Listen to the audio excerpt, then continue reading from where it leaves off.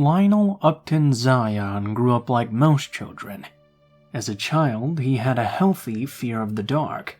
The peculiar thing about Lionel, though, was that his fear of the dark didn't evaporate, or at least get relegated to the dark corners of his mind as he aged. Instead, it intensified. His neurosis multiplied and insidiously entered itself into his life. He was never able to sleep with the lights off, and whenever he found himself in darkness, he was reduced to a shrieking, sobbing mess. His parents hoped that this irrational fear would pass away with time, but it only seemed to dig itself in deeper and grow roots in the boy's young mind. His parents became increasingly distraught over their son's plight. They tried to cure him of his fears, but their attempts were met with fierce resistance. They brought the boy to doctors, who referred them to psychiatrists. Psychiatrists diagnosed the now teenage Lionel with nyctophobia.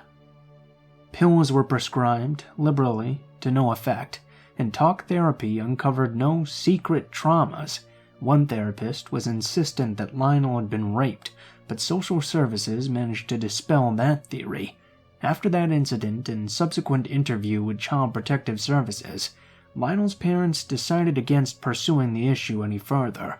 Thus, Lionel's fear of the dark was left alone by his parents. He did his best to avoid making his fears known, and his parents did their best to not force any situations. With time, this problem became something that was in the background and somewhat easily overlooked. It was a closely guarded family secret. Time passed on, and Lionel led a reasonably fulfilling life. He completed college when he was 22 years old, and landed a well-paying job that he neither enjoyed nor hated. He found his mental state smothered in ennui, which he combated with new things and new experiences. He blamed it on his growing up and becoming an adult, but he could never puzzle out the nervousness that he felt. When he was 25, his grandfather died, and being an only child of an only child, he inherited his house. It was in that house, living all by himself, that he started to lose his mind. Lionel's madness started out small, like all psychosis. He had the feeling that someone was watching him whenever he was in his house. He chalked it up to living in a small house in a relatively elderly neighborhood. His octogenarian neighbors treated him as if he would just suddenly start throwing raves and doing that drug that killed a lot of revelers. They watched a lot of news programs dealing with this almost non-existent issue. Lionel didn't make a lot of friends among his neighbors, and instead he chose solitude. When he wasn't working, he was always alone. He ate by himself, slept by himself, and when people tried to intrude on his solitude, Lionel felt like he was alone. A few weeks into living in this new residence, Lionel started to notice that he could never find anything in his house. He would buy and leave light bulbs on the counter after coming home and find them stacked on top of the television. He brought home a pack of nice steaks to cook, only to find one rotting in a closet a week later. After this, he began to research his family lineage for Alzheimer's, but found no real influence of it in his immediate family. Lionel eventually decided the stress of his job was toying with his mind. He tried to continue on with his life. When the lights were the next to become mischievous, though, Lionel began to feel tinges of panic rising up from the pit of his stomach. He brushed it away as his childish fancies that he just hadn't been able to bury, but had been able to ignore. He would go to sleep in his bedroom with the lights on, and would wake up in the morning with them turned off. He figured that there was some sort of timer function used as an energy saver, but he could not find anything in his investigations. As part of Lionel's daily ritual, he would turn on every light in his house as soon as he got home. He would start in the kitchen, moving to the bedroom, then the bathroom. Every room he was going to use was lit up. Upon returning to the kitchen, the lights would be out. This didn't happen every day, but it occurred with enough frequency that it started to be noted by him. He explained it away as a slipping mind, but knew that something had begun to gnaw away inside him. Lionel's anxiousness finally reached a pinnacle when he was reading a magazine in his kitchen.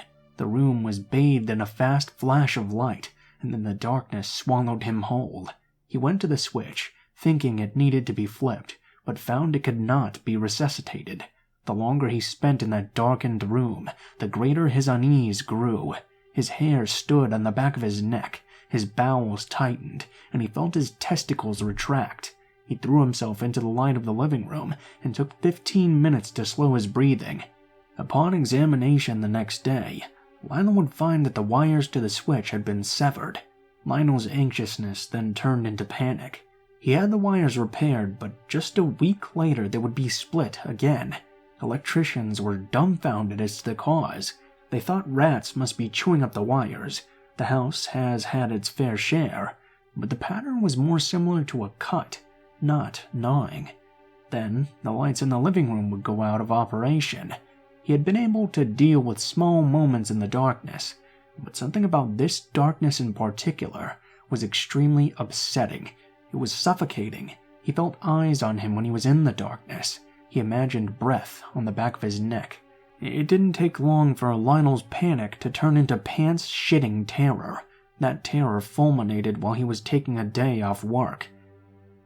He noticed that he had been doing that more and more, but could not help it with everything that had been happening. He watched a rat scurrying across the floor. He was not good at cleaning house, and wasn't fazed by these creatures crawling around. It passed under the shadow of his chair. A large squeak drew his attention to it. The rat had made it 5 bounds beyond the shadow when it reached the limit of its body. Lionel stared at the corpse in horror. 2 of its legs had been torn off, and it was missing half an ear and 1 of its eyes. Lionel spent the rest of that day avoiding shadows. Whatever was in there was the cause of Lionel's terror, and it was the presence in the darkness. It had been watching him for a long time. He knew that it had started by toying with him. It moved his things around to play with his mind, and its pranks on the lights was it escalating the situation. Lionel dry-heaved when he realized that it had probably cut the lights while he was sleeping. It was alone with him while he slept. What did this thing want? He shuddered because a part of him knew exactly what it wanted. Whatever creature had done that to the rat had a new target. It wanted Lionel. He sought to escape the house, but knew before he had even reached the door that it would be a fruitless struggle. The door was always bathed in shadows. Lionel could feel it there. It was waiting for him to stick out his hand and grope for the knob of the door so he could pull back a ragged and bloody stump. He knew that it wouldn't kill him. It would maim him. Whatever was in the shadows wanted to take its time with him. It had been playing with him for weeks, and now the game had reached its crescendo. He wouldn't be taken so easily, though. Something told him that if he could just make it to sunrise, he would be able to escape. The creature hid in the shadows, and if Lionel was right, when the sun rose it would be left with nowhere to hide, except where it hid during the day. He prayed to God it couldn't walk in the light. He just had to make it until 5 a.m. He had to avoid the dark for just a few solemn hours. The sun was beginning to set, and before that could happen, he would have to make sure he would be ready to deal with this threat. Lionel ran all over the house, trying to collect everything he could use to make it through the night. He knew the lights would not hold out for long. They would eventually be cut. He grabbed a lighter, matchboxes, candles, and batteries. He looked out the window as the sun slowly sank beneath the horizon. He had just one last thing he needed before he was ready to confront the darkness. The only problem was that it was in the closet in his bedroom. The door swung open, and the light that streamed into the closet was almost instantly consumed by the hungry darkness. There were no light bulbs in this place. He had wanted to install a light switch in every single room of the house when he moved in, but then the trouble had all started, and he had become sidetracked. The closet was about 6 feet long, and the coincidence of that did not escape Lionel. The item he wanted sat on the shelf in the back corner. In the murky darkness, he could just make out the flashlight. He knew he would have to enter the darkness if he wanted to retrieve it. He stepped forward and felt the oppressive darkness begin to circle around him. He pulled out his lighter and struck it. The flame illuminated a radius of around just a foot. He walked slowly in that space, afraid that whatever was in the shadows would lunge out at any moment. His eyes wandered all around him as he edged ever closer to the flashlight. He grabbed it off the shelf, but when he turned around, he caught a glimpse of the thing in the darkness. It was on the border between the darkness and light, but Lionel had seen it clearly enough. Its entire body was jet black, like it had been made of obsidian ink. Its eyes were a dark red that resembled a blood-red ruby dropped into clouded water. Its body was emaciated. The sight was quick, but it burned itself into his mind. Its sudden appearance caused his finger to slip off the button that was depressing the lighter, and the closet was quickly swallowed in darkness as the flame died. Lionel quickly moved his thumb to the striated wheel and spun it while depressing the button that aerosolized the lighter fluid. The spark caught and sent out a flame. He had expected the closet to be empty when the light returned, but he was horribly mistaken. With the light came the image of the monster's visage just inches away from his own.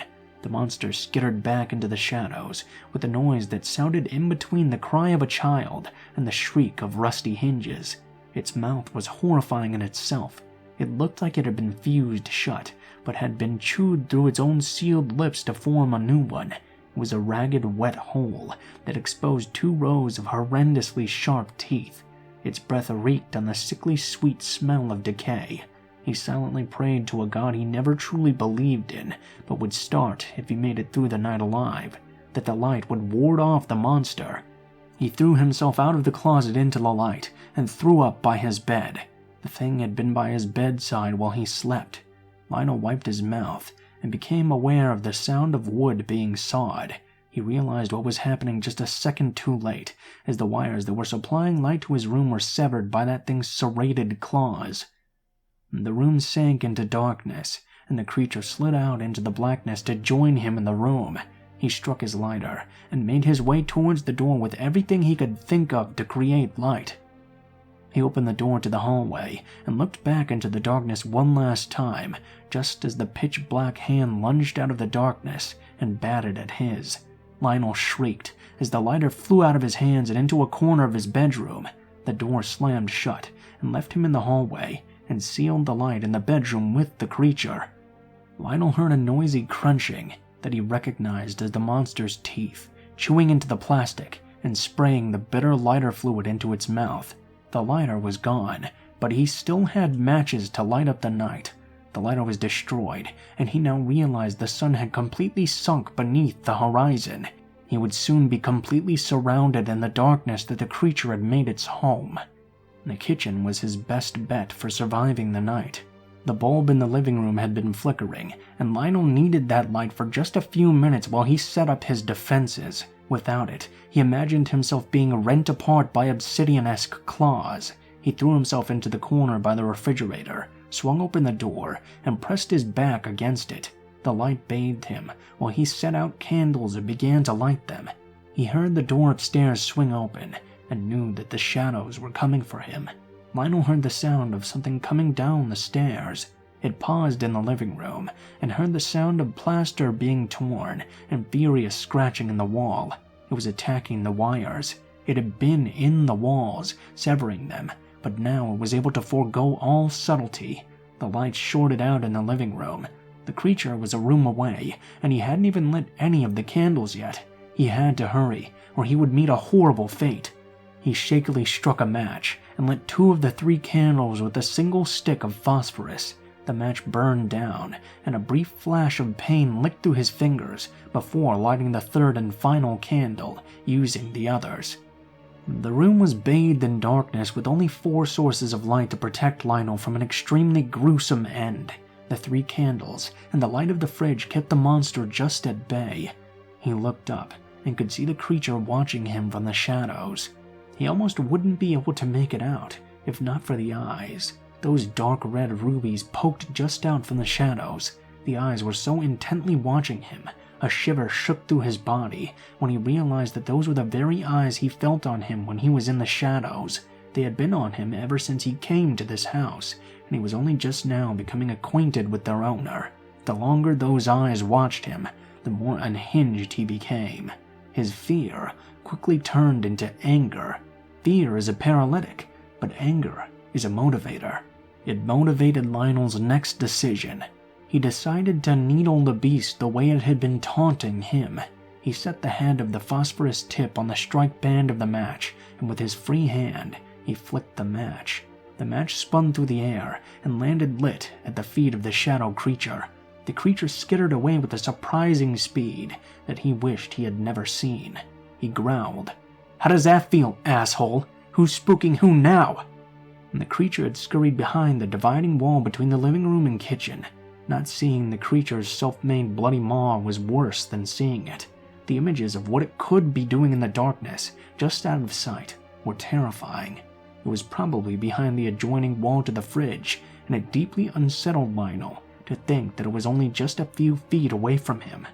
What flustered him more, though, was the sound emanating throughout the wall. Low scratching sounds could be heard, like iron nails scratching into plaster. It was very slow and extremely deliberate. The sound continued for a few minutes before Lionel was able to realize what was happening. It was tunneling through the walls. Lionel almost threw himself into the darkness to escape being near the fridge, but he managed to control himself. It was certain death to go into the oppressive darkness that now consumed his house. It was trying to surprise him. Well, two could play at that game. He stuffed the matches and flashlight in his pocket. He gathered the 3 candles in his hands and winced as the hot wax dripped down onto them, onto his knuckles. He peeked in between the crevice, just in time to see a blackened hand reach through the newly made hole in the wall and unplug the fridge. Lionel's hiding place vanished in the darkness. The thing loped around the corner, intending to catch its prey unexpected, but instead moved right into the light radius of Lionel's candles. It shrieked inhumanly and skittered off into the darkness by the stairs near the front door. It enveloped itself in the shadows and looked at him from its safety. He felt an insane drive within himself to just push for the door and try to escape while the creature was in retreat by the stairs. He started to move forward, but something caught his eye in the alcove by the dividing wall between the kitchen and living room. A set of blood-red ruby eyes. The creature was lying in wait, just a few feet away, almost completely hidden by the dividing wall, looking to slip in behind him and catch him unawares. He whirled on it and shoved the candles in its face. The monster shielded its eyes from the bright light and sank back against the wall. Lionel triumphantly pushed forward, but became horrified at the response. The creature pushed itself back into the shadows and simply faded away. It was able to become one with the darkness. There was no way he would be able to escape that. Lionel retreated into the kitchen and found the thing there waiting for him. It was perched on the counter. It had traveled behind him with such speed that Lionel almost completely lost hope in that instant. It watched him from the counter, perched like a gargoyle on top of an ancient cathedral. He drove it off once again, only to watch it meld back into the shadows. He sunk against the cooking unit, which was an oven and a stovetop combined. He set the candles out around him and took a moment to calm himself. His heart jackhammered in his chest, and he knew that if he survived this night, he had shaved a few years off of it with the trauma he had undergone. Lionel rested his head against the oven door and tried to calm himself. He repeated the mantra to himself over and over. He would either have a complete mental breakdown or a heart attack if he didn't do something. He smiled sardonically when he realized that maybe a relatively quick heart attack would spare him the horrors he would endure if the thing managed to get him. "I'm going to survive. I'm going to survive." He looped those words and repeated them ad nauseum, as if they would ward off evil. The mantra helped in slowing his heart rate down, which had threatened to burst in his chest. His breathing slowed down and resumed its normal rate. He hadn't realized how much sound he was making with his panicked breath, and repeated the mantra until they stopped. As soon as the cacophony of his body had ceased, he became aware of something that spiked his heart rate immediately back up. A faint tapping coming from inside the oven he was resting his head against. Lionel turned his head around and looked right into the eyes of the creature. It was inside the oven. It had crammed its body inside, like a fucking jack-in-the-box. It looked at him with its hungry, always exposed mouth that looked neither like it was smiling or screaming. His bladder released itself, and he wet himself. A small portion of himself recalled he hadn't pissed himself since he was 5 years old. He slapped on the oven knob and turned it while hysterically shrieking. The creature simply faded away from inside the oven and materialized somewhere off in the shadows, away from Lionel's prying eyes. It was then that Lionel knew the full extent of its powers, and despair beset him. It could become one with the shadows. It could teleport wherever there was darkness. It was shadows. He was surrounded by shadows. If he had a gun, he would have put it into his mouth. It didn't even cross his mind to attempt to shoot at the creature. He was that forlorn. He could run anywhere he liked, but the creature would be waiting for him at the end of his journey, with its torn open jaws waiting to eat him. Lionel wept then, and knew that the tears would be spilling out onto his pants that were already stained with urine. Lionel didn't know how long he wept, or when he started to drift off. The last thing he could recall before doing so was looking up at the clock and seeing that it was only 1. He dreamt of darkness, and the sound of an old man endlessly muttering prayers that would do him no good. What woke him up was something that he had never experienced before. He could feel something moving through his hair. It started at the forehead and moved to the back of his head. It took him a second to place the sensation. The creature was stroking his head, like a parent soothing its sleeping child. Lionel looked up into the creature's darkened eyes and snarling maw hanging from the ceiling, and screamed. He lowered himself to the kitchen floor, just as its hand tightened around a lock of hair and tried to pull him up into the darkness. He drove his feet into the drawers and locked his hands on the oven handle. The monster jerked hard upward, and he screamed in sharp pain as the creature tore a hank of hair away from his head. It pulled the hair into its mouth and faded away into the ceiling. Lionel's eyes shot around the room, frantically scanning for the fiend. It was now 4 o'clock. The sun was only a few hours away, but he knew he could never make it. He wasn't sure he could even last another minute. The candles had almost completely melted away, which had allowed the shadow to descend upon him. He clicked the flashlight and waved it around the room. He continued scanning until he got the creature in his sights. He kept the monster in the focus of the flashlight. It gave a shriek and tried to flee the light, but Lionel tracked it. Its cries doubled as it fled from the room. A thought dawned on him as he watched it take flight with a perverse glee. Was it as scared of the light as he was of the darkness? Was this its attempt to eliminate a monster that sought to bathe the world in light? Fuck it either way, he thought. Lionel shot across the room, praying he wouldn't be dragged into the darkness, and that it hadn't got to it already. His hand reached the kitchen light switch, and he flicked it on. A bright flash encompassed the room, and Lionel whirled around just in time to see the monster's pained and shocked expression. It faded away into darkness, and moved to sever the wires for the room. He only had a few seconds, and he had to enact his plan before the darkness swallowed him. He stuck his head in the oven and blew out the pilot light, turned the gas up to full. He lit the fire on the stove eye just as the room sank into blackness. Lionel swung his flashlight wildly around the kitchen as he sprinted for safety. He heard the guttural growl of the fiend as it made its way towards him. He came to the fridge and tore the shelves out. He threw himself inside just as a hand raked across his back and tore 4 rivulets into him. He screamed out as pain blossomed in his back. He spun the flashlight one last time and drove the emaciated creature back into the room. He slammed the fridge door shut and waited for the wrath of the gods to descend upon them in a fiery explosion. He sat huddled and cramped in that refrigerator for what felt like a century, while the thing scratched and pulled at the door that he desperately tried to keep shut. Finally, a deafening explosion rocked the fridge and almost tipped it over. An unearthly shriek pierced the aftershock. He waited for half an hour before mustering up the courage to step outside into the wreckage that was once his kitchen, goaded by the increasing heat inside the cramped box. It looked exactly like a bomb had gone off in it. The wall adjoining with the oven was still burning, and the curtains were smoldering. The room had transformed into a furnace, but he couldn't see any signs that the creature had survived the blast. The kitchen was so ravaged, he could barely tell what was anything. It was all charred and black and smoking. The fire alarm was going off, and he could hear the sound of sirens off in the distance.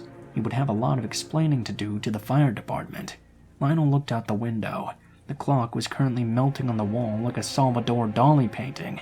He knew that it was morning, though. He could see the outlines of the sun rising out from behind the mountains. He had survived.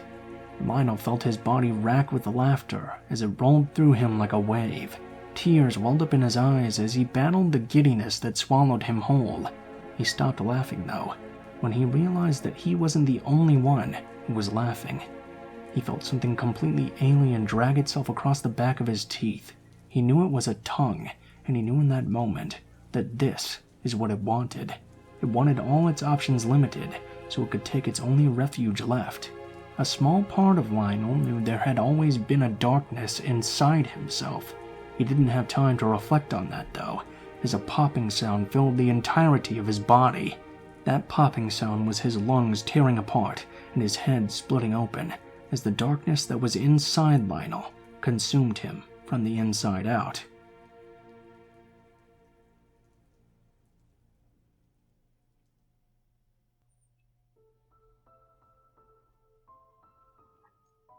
What is up, guys? Blue Spooky here, as always. Thank you guys so much for watching, especially if you made it this far to the end of the video.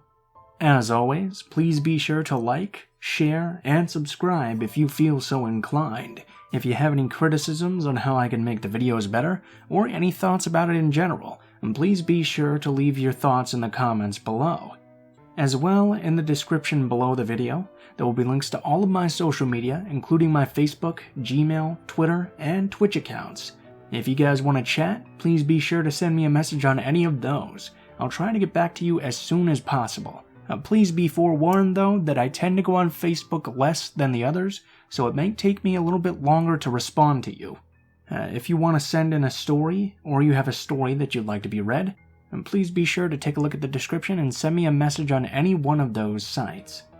If you do decide to send in a story, please be sure to include the name of the story if it has one, the theme of the story if it has one as well, and how you would like to be credited in the video the story appears in, and how you would like to be credited in the description of the video the story appears in. And please be sure to include as much detail as you are comfortable with, and make sure to follow proper grammar at least a little bit. That way it will be easier for me to read, and it will also be long enough to put into a video. If you guys are curious about the music used in the video, it's always listed in the description in the order which it appears, and I have links to the artists as well. I usually use Doblato Studios and Miyuji, so that's usually what you're going to find there. If you're curious about the art in the video, my art guy Alan always does all of my art for the channel. He's a very good friend of mine, and I have links to all of his social media as well, so if you like his stuff, be sure to check him out. He does commissions as well, I'm pretty sure, so if you like it, you can definitely get some good quality products from him. I don't think there's too much new updates today, other than the fact that I'm very excited for the PlayStation 5 coming out, and I just ordered Pikmin 3 on the Switch, so hopefully that gets here soon. I've been waiting like 3 years for that because nobody bought a Wii U. So yeah, that's my news for now. Be sure to let me know how you guys are doing as well. Thank you guys so much for watching, and I hope you guys have a great day.